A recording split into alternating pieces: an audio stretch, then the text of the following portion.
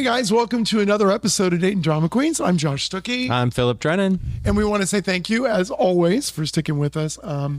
We've got so many surprises coming up. I won't get into it because my mouth keeps running and it's ruining everything. You're keeping a surprise. This is actually... It's difficult, but I'm doing it. We have a very special guest with us today you talk about somebody that's done every form of art, I'm telling you. Andrew Mitakides is with us. Pleasure being here. Thanks for being with us. Thank you for having me. Yeah. So let's get right into it.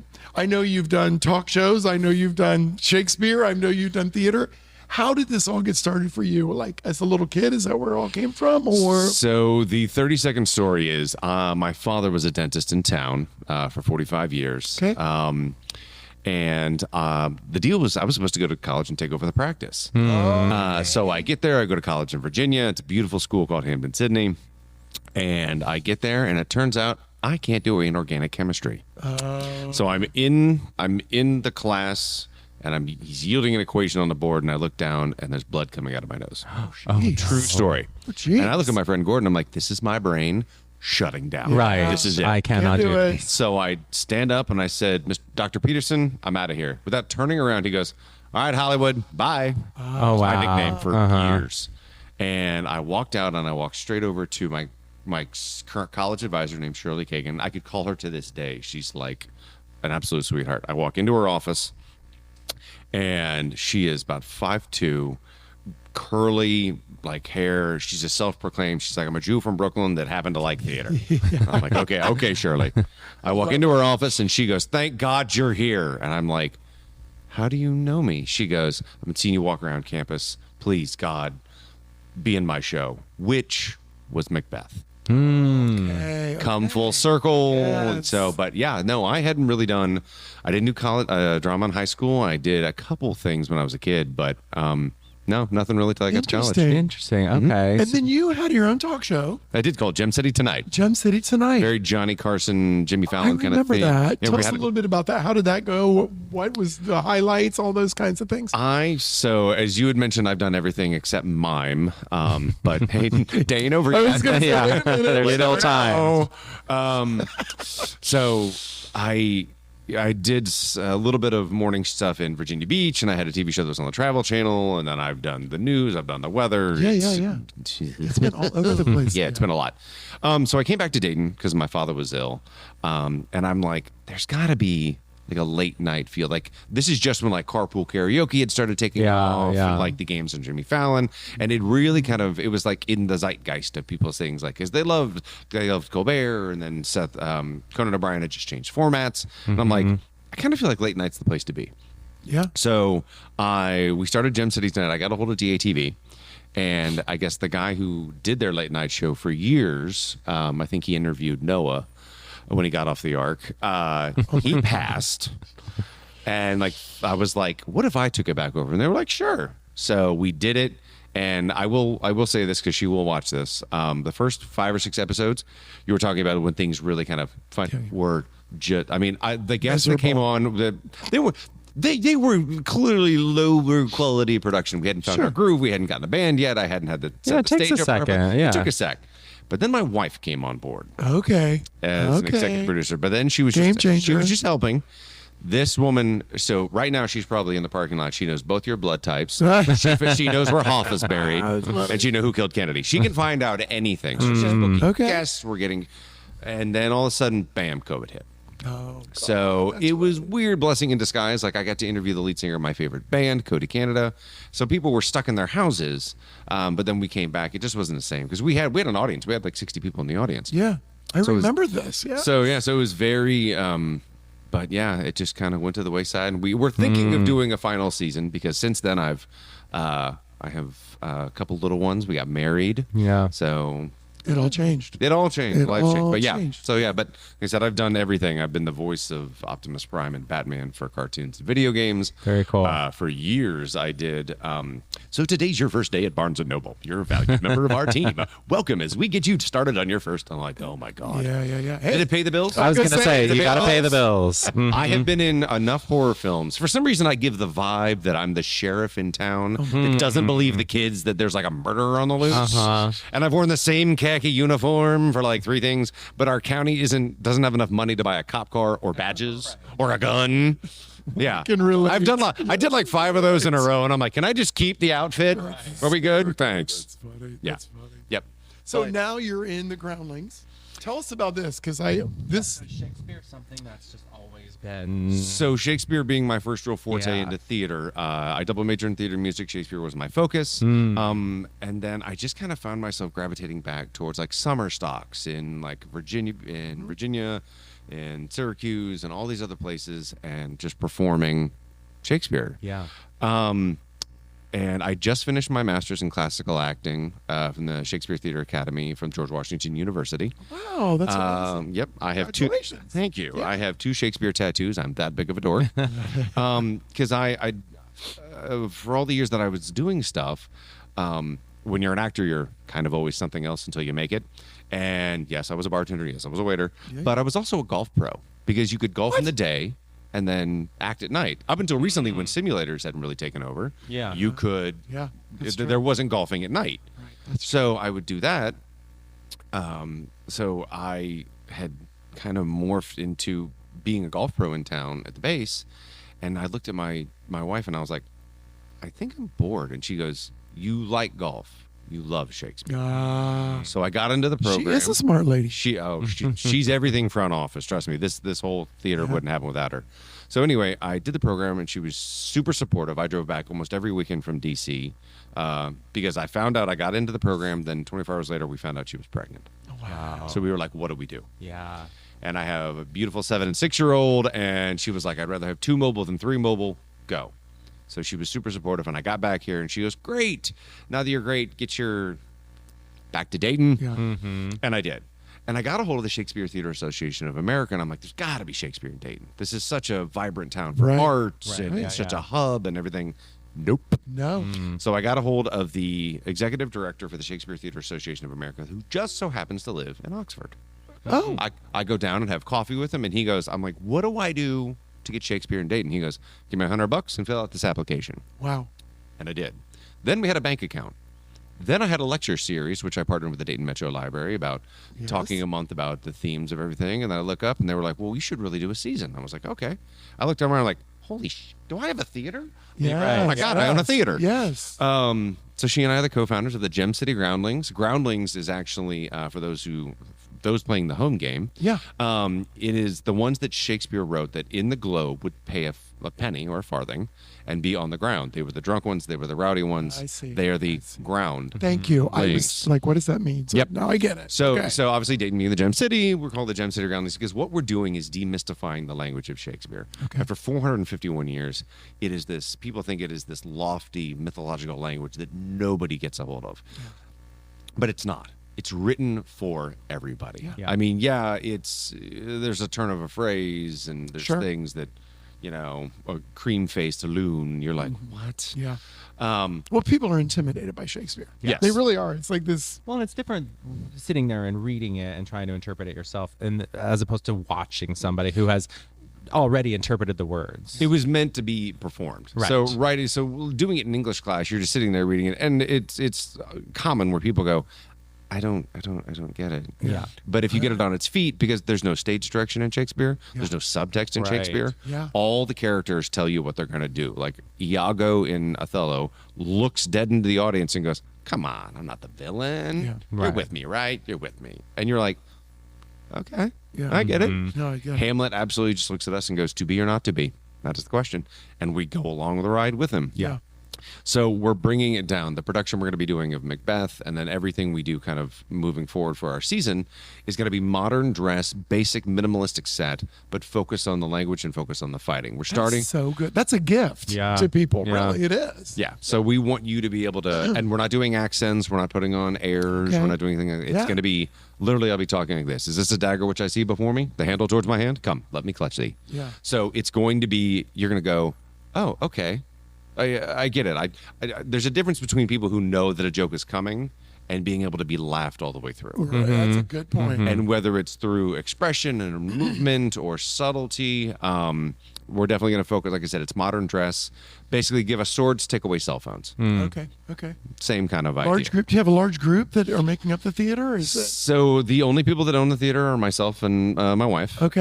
We have an amazing board of local artists That's and good. talent, and friends that I know that are supportive in the town. Yeah. But so for this production of Macbeth, we have doubling. So people will play multiple characters, Okay. except Lady M and myself.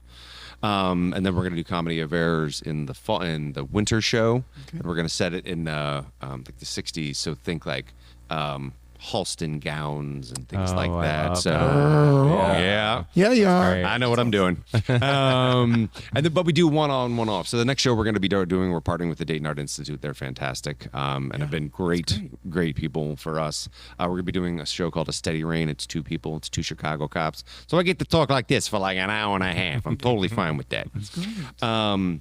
And then at some point, like I'm going to step away, like any other theater, any good business, as you would know. Like it's once the ball is rolling, you're like, great, keep on going. Yeah, You just check in.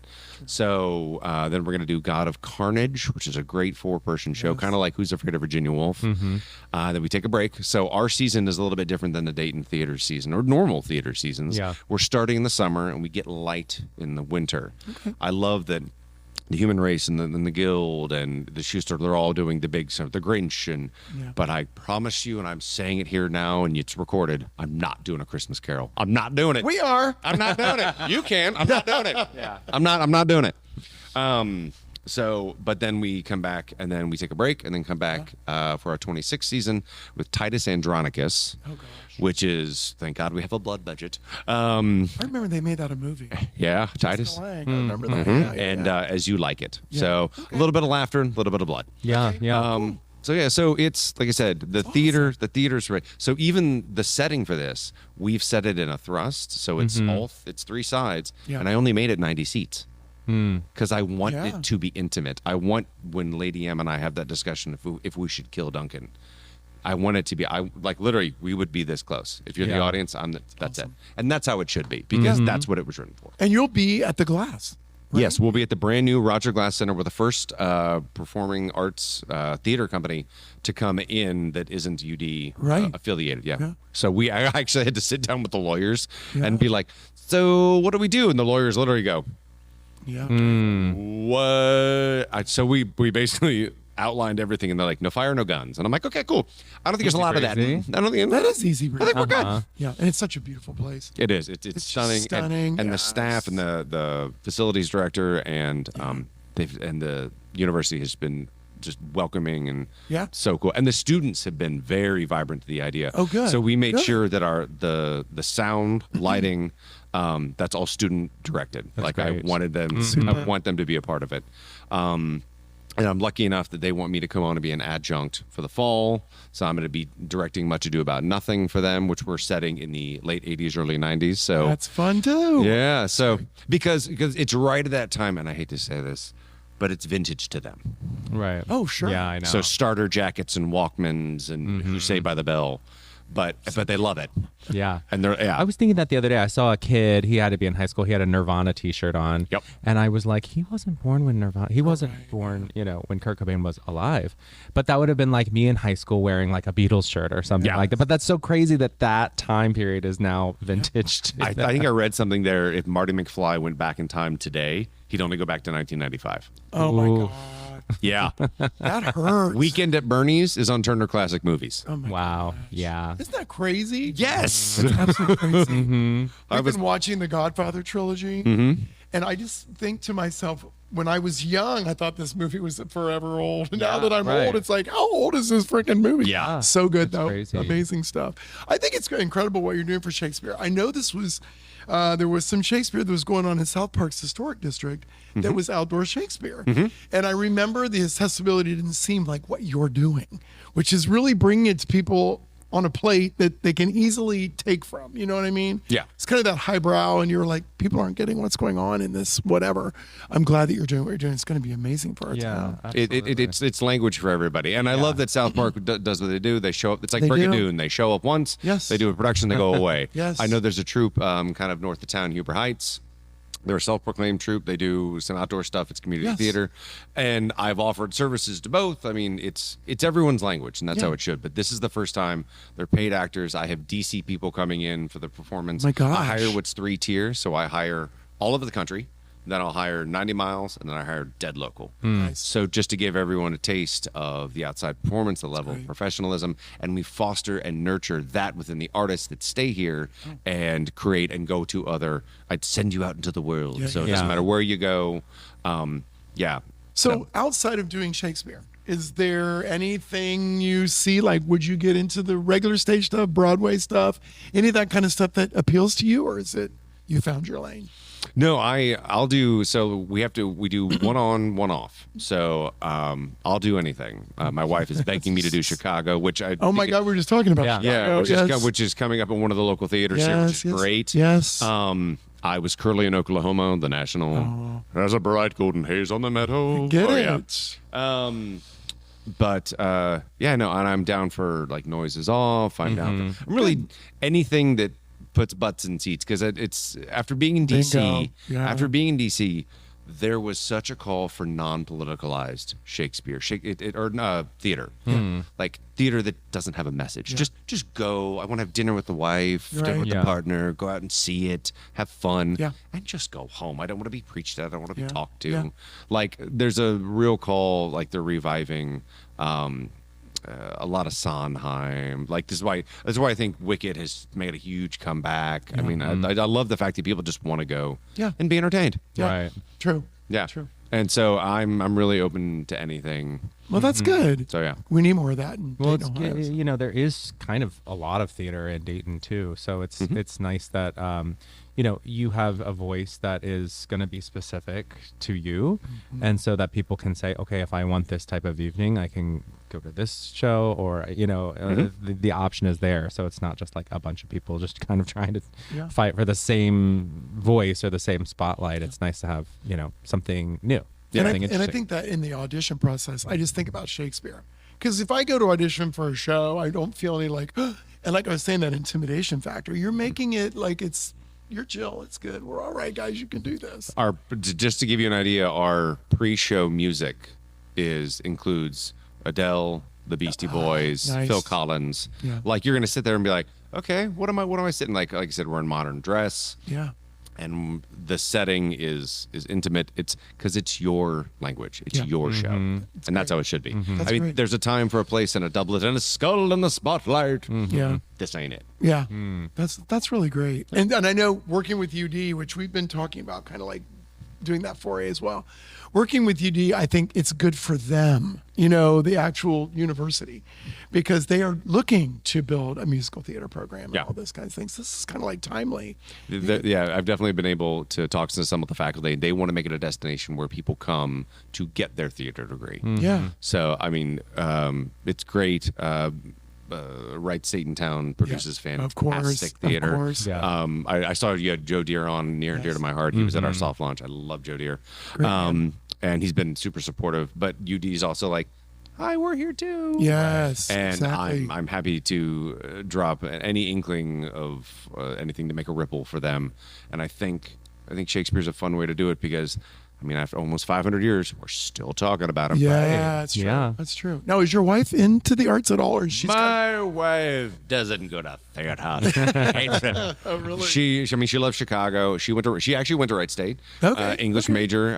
So we have a bunch of. She's a Jane Eyre. She's a Bronte sister. one of those. Gotcha. Okay. So we have like 60 copies of Jane Eyre, and we have like 50 copies of Macbeth. gosh. But she's all things front office. She's the social media, the branding, all the stuff that I go, hi, why don't people know where I'm here? And they're Yeah. like, because you haven't done. She's like, just go over there.